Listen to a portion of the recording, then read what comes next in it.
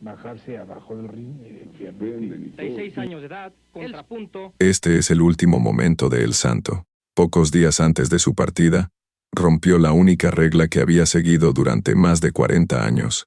Se quitó la máscara en público. El gesto fue breve, casi simbólico, pero suficiente para estremecer a todo un país que lo había convertido en leyenda. Nadie lo esperaba. Nadie entendía por qué lo hizo. Pero ahora, con el tiempo, muchos creen que fue su manera de decir adiós, con dignidad, con mística, con ese toque teatral que siempre lo acompañó. El Santo no era solo un luchador. Era un mito viviente, un héroe de carne y hueso envuelto en plata, que recorría tanto los cuadriláteros como las pantallas del cine mexicano. Desde los años 40 hasta los 80, fue el símbolo más poderoso del bien, enfrentando al mal. Su figura era intocable, su identidad, secreta, y fue precisamente esa máscara aquella que jamás se quitaba, ni ante sus hijos la que alimentó su leyenda durante décadas. Pero cuando decidió mostrar su rostro en televisión nacional, algo cambió.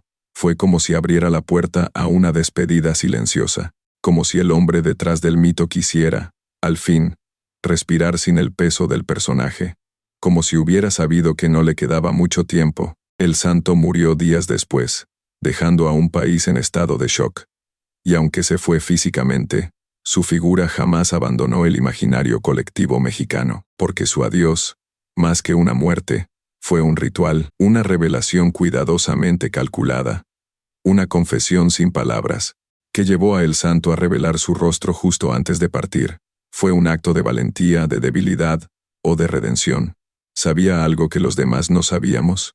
En este video, vamos a revivir su último gran combate, no contra un villano del ring, sino contra el tiempo, la memoria y la eternidad, porque su despedida fue, en realidad, su última gran función. Para entender la magnitud del adiós de El Santo, hay que sumergirse en la época en la que su leyenda se forjó. Estamos hablando de una México que vivía entre la esperanza y la desigualdad, entre la modernidad que avanzaba lentamente y una cultura profundamente arraigada en lo popular. Eran los años 50, 60 y 70, tiempos en los que la televisión apenas empezaba a entrar en los hogares, y el cine de luchadores se convertía en una válvula de escape para millones de personas. En ese contexto, El Santo no era un simple personaje, era una figura casi religiosa.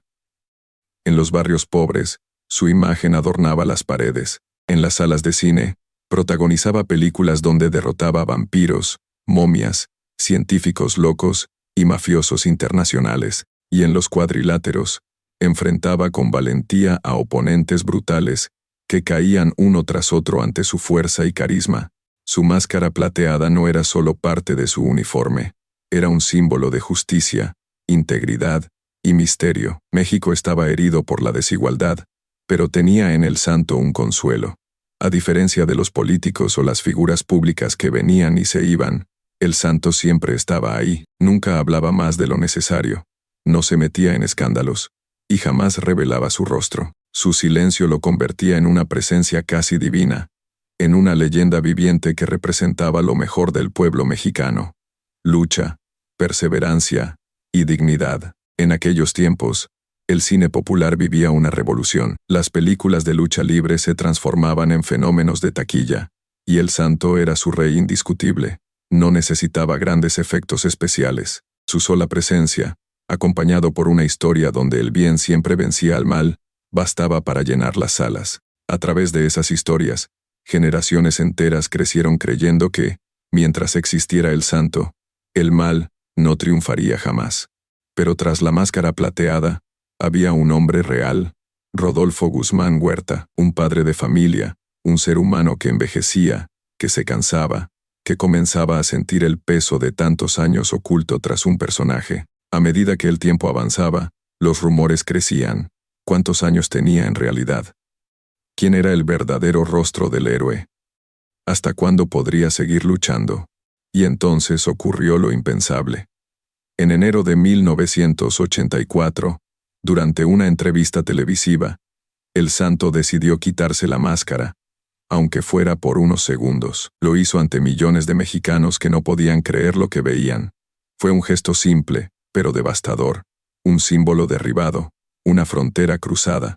En ese instante, la leyenda mostró al hombre. Pocos días después, el santo falleció. Su partida no fue solo física, fue cultural, fue la despedida de un México que también estaba cambiando, dejando atrás una época de fantasías heroicas para enfrentar nuevas realidades. Este video no busca contar solo una biografía, busca abrir la puerta a un interrogante más profundo. ¿Por qué el santo, el hombre que construyó su vida en el misterio, decidió revelar su rostro justo antes de morir?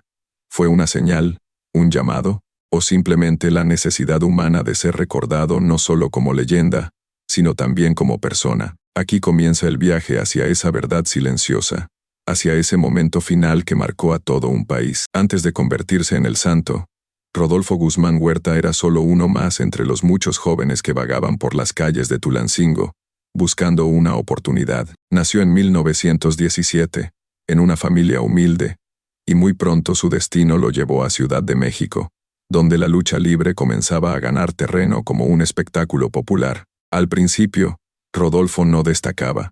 Luchaba bajo diferentes nombres, buscaba su estilo, observaba en silencio. Pero algo dentro de él, quizás una intuición, quizás una necesidad de trascender, le susurraba que debía hacer algo diferente. Ese algo fue la máscara. Una pieza plateada, sin adornos ni expresiones, pero con una presencia magnética. Así nació el santo, el enmascarado de plata. Desde el primer momento en que subió al ring con ese nuevo nombre, algo cambió. El público no solo veía un luchador, veía un símbolo, alguien que no hablaba mucho, que no sonreía, que no necesitaba grandes discursos, solo acción, solo justicia. A lo largo de las décadas de los 40 y 50, el santo se convirtió en un ícono absoluto de la lucha libre mexicana. Sus combates llenaban arenas, sus movimientos eran imitados por niños en los patios escolares, y su presencia generaba respeto hasta entre sus enemigos. Pero había algo más, algo que lo separaba del resto: su capacidad de mantener intacto el misterio. Nunca se quitaba la máscara, ni en camerinos, ni con la prensa, ni siquiera en fiestas privadas. Su rostro era un secreto nacional. Ese compromiso con el personaje hizo que su leyenda creciera más allá del ring. Y entonces vino el cine. En los años 50, los productores notaron que el fenómeno de El Santo podía traducirse en taquilla. Así comenzaron las películas. Al principio eran producciones modestas, pero con el tiempo se convirtieron en una franquicia imparable. Santo contra las mujeres vampiro, Santo en el Museo de Cera, Santo y Blue Demon contra los monstruos. Los títulos eran delirantes, pero el público los amaba. Lo veían como un superhéroe nacional, enfrentando al mal con valentía y sin perder su esencia. Detrás de cámaras, sin embargo, Rodolfo Guzmán Huerta comenzaba a sentir el peso del personaje. Sus rodillas sufrían, sus articulaciones también. Cada vez le costaba más. Entrenar, filmar, luchar, pero no podía detenerse. El país lo necesitaba. En cada evento al que asistía, multitudes se reunían solo para tocar su capa, para gritar su nombre. Él ya no era dueño de su vida, era propiedad del pueblo mexicano. Y como toda figura icónica, el santo también tuvo momentos de crisis. Durante los años 70, la lucha libre comenzó a saturarse. Aparecieron nuevos ídolos, nuevas máscaras, nuevos escándalos. Algunos decían que el santo ya no tenía la misma fuerza, que sus movimientos eran más lentos, que sus historias en el cine se repetían. Incluso se decía que ya no era el mismo hombre debajo de la máscara.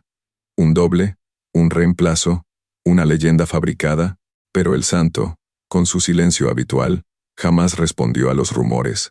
Seguía luchando, seguía grabando, seguía apareciendo en funciones benéficas, en pueblos, en barrios. Nunca dejó de ser el héroe del pueblo. Sin embargo, los años no perdonan. Hacia finales de los 70, su salud comenzó a deteriorarse. Aún así, se resistía al retiro. Sus hijos le pedían que descansara. Su familia lo cuidaba. Pero había algo más fuerte que el cansancio. El miedo a dejar de ser el santo y volver a ser solo Rodolfo. En enero de 1984, ocurrió lo inesperado.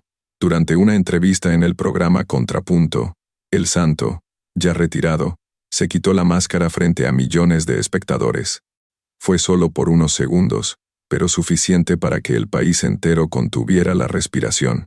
Era la primera y única vez que mostraba su rostro en público. Lo hizo en silencio, con serenidad, como si supiera que aquel gesto era su verdadero adiós. Una semana después, falleció de un infarto al miocardio. Esa fue la conclusión perfecta para una vida que siempre rozó lo mítico. Su último acto fue humano, pero al mismo tiempo, profundamente simbólico. El santo no murió en el ring, ni en una película, ni en la oscuridad. Murió habiendo revelado lo que más protegió, su identidad. Y con eso, le dio al pueblo una última historia, una última función, un final digno de la leyenda que construyó con sudor, silencio y plata. La imagen de el santo quitándose la máscara en televisión nacional fue más que una curiosidad mediática.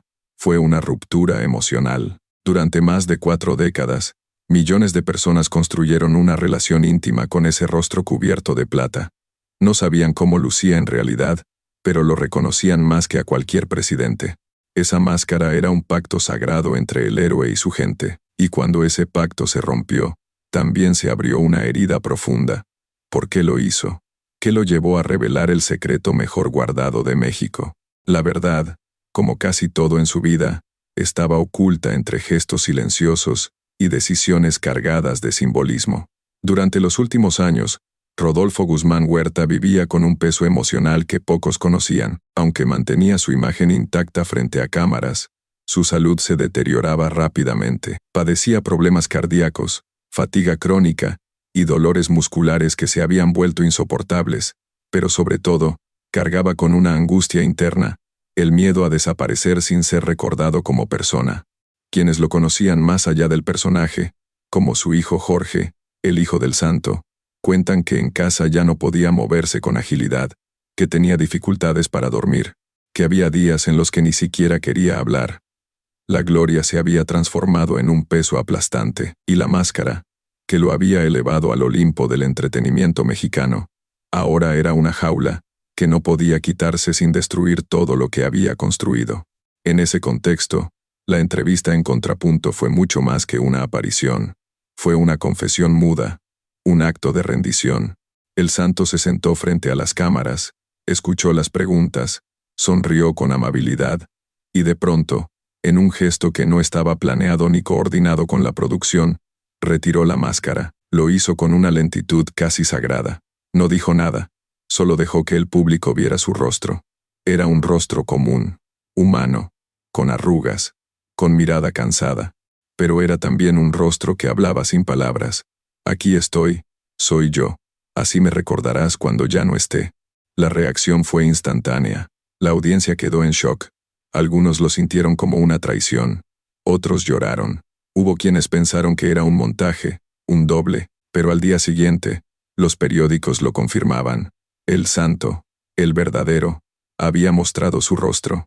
Tras esa emisión, su estado de salud empeoró drásticamente. Se encerró en casa, rodeado de su familia.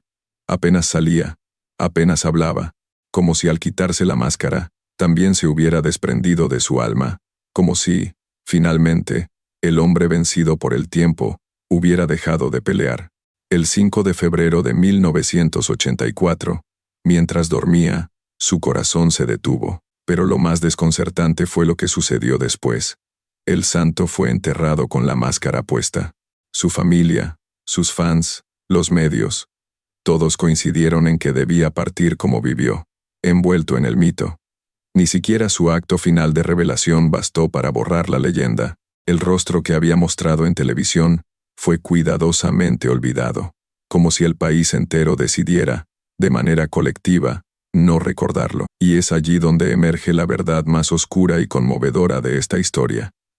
Rodolfo Guzmán Huerta necesitaba ser reconocido como humano, pero el pueblo solo aceptaba al héroe. El hombre quería descansar, el mito no se lo permitía. Esa fue su tragedia. Durante años, vivió dividido. En la calle, en los eventos, en los cines, era el santo. En casa, frente al espejo, era un hombre envejecido que soñaba con caminar libremente, sin la carga de la perfección. Nunca pudo. Su personaje lo devoró, y aún así, en ese último gesto, quiso dejar un mensaje, que detrás de toda leyenda, Hay un ser humano que sufre, que calla, que ama, y que tarde o temprano, desea decir adiós. Las reacciones tras su muerte fueron desbordantes. Miles asistieron a su funeral. La Arena México quedó cubierta de flores y máscaras. Las calles de la Ciudad de México se llenaron de murales improvisados, canciones, lágrimas. No hubo discurso político, no hubo espectáculo fúnebre. Fue el pueblo quien lo despidió con el mismo amor con el que lo siguió por décadas. Pero nadie volvió a hablar de ese momento en el que se quitó la máscara. Como si México hubiese decidido conservarlo intacto en su memoria colectiva. Como si todos quisieran creer que el santo jamás se quitó esa segunda piel. Esa es la paradoja de su vida. Se fue mostrando la cara, pero volvió al mito incluso en la muerte. Desde este canal, siempre hemos tratado de rendir homenaje a quienes marcaron con fuego la historia de la cultura popular. Pero lo de El Santo va más allá de la admiración. Su caso es único, y quizás irrepetible, no solo por su impacto en el entretenimiento, sino por la complejidad emocional que se esconde detrás de su figura. El Santo fue, sin exagerar, el superhéroe que México se inventó cuando más lo necesitaba. En un país golpeado por la desigualdad, la corrupción y el desencanto político, él representó la pureza, la justicia, lo incorruptible, y lo hizo sin levantar la voz, sin discursos, sin campañas. Su silencio fue su fuerza, y su máscara, su bandera, pero también fue un hombre que vivió una paradoja dolorosa. Cuanto más famoso se volvía su personaje, más desaparecía su identidad real. ¿Quién era Rodolfo Guzmán Huerta cuando se miraba al espejo? ¿Cuántas veces deseó caminar por la calle sin que lo reconocieran, sin que le pidieran ser ese héroe que ya no podía ser? Desde aquí, creemos que su último gesto, quitarse la máscara, fue un acto de humanidad absoluta, un acto de reconciliación consigo mismo. No fue debilidad, ni capricho. Fue un intento, quizás tardío, de decir: también soy un hombre, también me canso, también tengo derecho a despedirme. Y esa despedida fue profundamente simbólica, porque mostró que, detrás de cada leyenda, hay un corazón que late, que sufre, que envejece.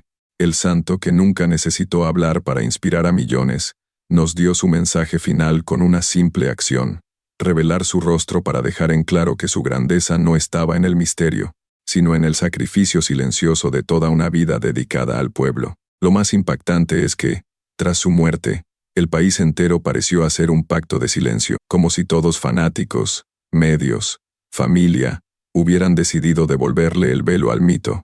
El santo fue enterrado con su máscara.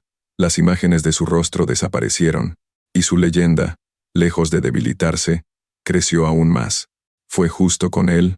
¿O fue una forma colectiva de proteger lo que representaba, a costa del hombre que existía detrás? Nosotros creemos que fue ambas cosas, porque el santo, en el fondo, no murió como un hombre, sino que trascendió como un símbolo, y los símbolos, cuando son tan poderosos, se convierten en eternos. ¿Qué opinas tú? ¿Crees que hizo bien en revelar su identidad, o hubiese sido mejor mantener el misterio hasta el final? ¿Puede un ser humano vivir completamente disfrazado sin perderse a sí mismo? Queremos leerte, porque en esta historia, todos llevamos un poco de esa máscara plateada. Hay imágenes que no se olvidan jamás. El santo, de pie en el cuadrilátero, brazos en alto, capa ondeando al viento, la máscara de plata brillando bajo las luces. No era solo una postal del deporte, era un recuerdo tatuado en la memoria de millones. Para muchos, fue el primer héroe. El primero en enseñar que el bien podía ganar, incluso cuando todo parecía perdido. Y sin embargo, lo que más conmueve no es su fuerza, ni sus victorias, ni su fama. Lo que duele, lo que cala hondo es ese instante final en el que, por fin, se permitió ser él mismo. Solo un hombre cansado que quiso mirar al mundo sin armaduras, aunque fuera solo por un segundo. Hay algo profundamente humano en su historia, porque todos, en algún momento, llevamos una máscara, por trabajo, por miedo, por necesidad. Todos aprendemos a ocultarnos detrás de lo que esperan de nosotros, y a veces, como el santo, nos preguntamos: ¿seré recordado si muestro quién soy realmente? Su legado no está solo en las películas, ni en los carteles, ni en los homenajes. Está en esa contradicción que nos hace más humanos. el deseo de ser eternos y al mismo tiempo, el deseo de descansar. El santo se fue, sí, pero dejó un eco que aún resuena.